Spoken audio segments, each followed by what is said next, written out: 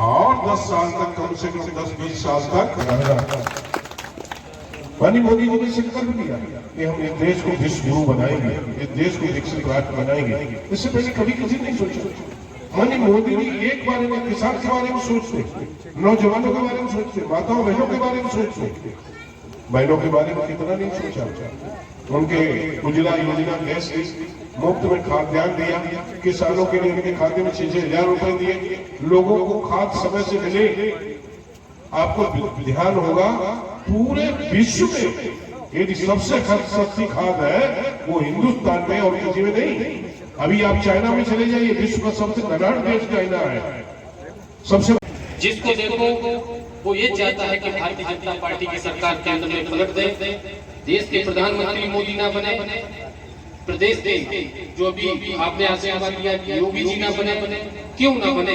क्योंकि जब आपने भारतीय जनता पार्टी को जिताया, जब भारतीय जनता पार्टी की सरकार बनी, तो हमारे देश के प्रधान सेवक नरेंद्र मोदी जी ने जिस दिन अपनी शपथ ली थी, उस दिन संसद भवन की सीढ़ियों को छूकर कहा था कि आज से हमारी जो सरकार है वो उस आदमी के लिए समर्पित है जिस आदमी तक आज तक कोई नहीं पहुंचा, जिस आदमी तक कोई भी योजना नहीं पहुंची। आप सब लोग यहाँ पर बैठे हैं, आपने देखा कि आज से पहले जब आप लोग गांव में शामिल थे, अब जब शहर में आए हैं तो प्रधानमंत्री आवास हो, चाहे बिजली लाइट हो, चाहे किसान सम्मान, तमाम सरकार की ऐसी योजनाएं नहीं जो हमको लाभ मिला और हम आज तक उन योजनाओं से वंचित।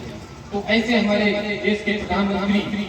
दूसरा आपने देखा कि जब हिंदुस्तान की बात आती है तो हिंदुस्तान के गौरव की बात हम करते हैं, तो हिंदुस्तान के सम्मान की बात हम करते हैं कि आज से पहले का हिंदुस्तान कोई ऐसा हिंदुस्तान था जो हमारे देश के फौजी का सर काट के पाकिस्तान के लोग जाते थे और फुटबॉल खेलते थे। उस समय की सरकार जो कांग्रेस की हुआ करती थी, सरकार में ये हिम्मत नहीं होती थी कि वो पाकिस्तान से नजर पे नजर मिला के बात कहे, अब वो कह सके कि आपने ये क्या किया, आपकी हिम्मत कैसे पड़ी। हमारी 140 करोड़ आबादी और 20 करोड़ आबादी वाले देश से हम डरते थे, लेकिन आपके सहयोग और आशीर्वाद से परिस्थितियां बदली। एक 56 इंच का देश का प्रधानमंत्री उस कुर्सी पर बैठा, उसने कहा कि जो जिस भाषा में समझेगा उस भाषा में उसको समझाया जाएगा। और जब पुलवामा अटैक होता है तो हमारे सैनिक मारे जाते हैं, तो हमारे देश के प्रधानमंत्री पाकिस्तान में घुसकर मारने का काम करते हैं। ऐसे हमारे देश के प्रधानमंत्री।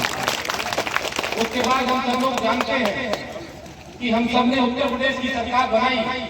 जब उत्तर प्रदेश में भारतीय जनता पार्टी की सरकार नहीं थी, उससे पहले अन्य दलों की सरकार थी, तो हम जानते हैं कि हम किस तरीके से हमने दुख देखा है, हमने दर्द झेला है। इस शमशाबाद के अंदर हमने वो चीजें देखी हैं, सरेआम चौराहे पर मारपीट देखी है, सरेआम चिड़िया वालों को मारा, सरेआम महिलाओं की इज्जत और आबरू पर हाथ डालेगा। लेकिन जब हम थाने में पहुंचे तो हमारे थाने में रिपोर्ट तक नहीं लिखी गई। लेकिन आज की सरकार आपके सहयोग और आशीर्वाद से देश के उत्तर प्रदेश के योगी आदित्यनाथ कुर्सी पर बैठे, तो आज गुंडा और बदमाश कोई नहीं दिखाई पड़ता। या तो वो जेल में चला गया या प्रदेश चल गया, और जो ज्यादा बड़े बदमाश थे वो पूरी दुनिया छोड़ गए, उनका राम नाम बंद हो गया। ऐसी हमारी उत्तर प्रदेश की सरकार। तो हम सब आप लोगों को आगाह करने आए हैं कि भारतीय जनता पार्टी की सरकार हम लोगों के लिए कितनी महत्वपूर्ण है, जिसने हमारे राम मंदिर पर, जिसने हमारे हजारों वर्ष के कलंक को मिटाया हो, जिसने उस गौरव को पाया हो कि जब हम सोचते थे कि इस हिंदुस्तान के अंदर ऐसा कौन सा प्रधानमंत्री बनेगा जो देश के भगवान राम का भव्य मंदिर बनाएगा, जो हमारे गौरव और सम्मान से हमको जीने की बात करेगा।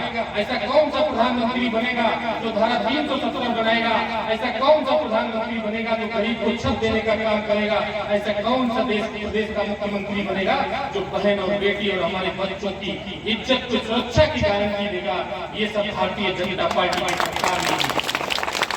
तो हम सब लोग अभी बहुत से लोग देखा, कुछ समय पहले हमारा नगर पंचायत का भी चुनाव हुआ, उसमें हमको हार मिली, तो वो हार आज तक हमारे दिल में कसक है उस हार की। तो हमारे लोग भी अभी बहुत से ऐसी परिस्थितियां बनेंगी जो अभी लोग आएंगे, अपने अलग अलग रूप में आएंगे, कैसे रूप में आएंगे कि आप खुद समझ सकते हो कि भी आपने परिणाम देखा है। तो हम आप सब लोगों को आगाह करेंगे कि जैसे आपने देखा कि भगवान राम जब जंगल में चले गए तो माँ सीता अपनी पंचकुटी जो कुटिया में थी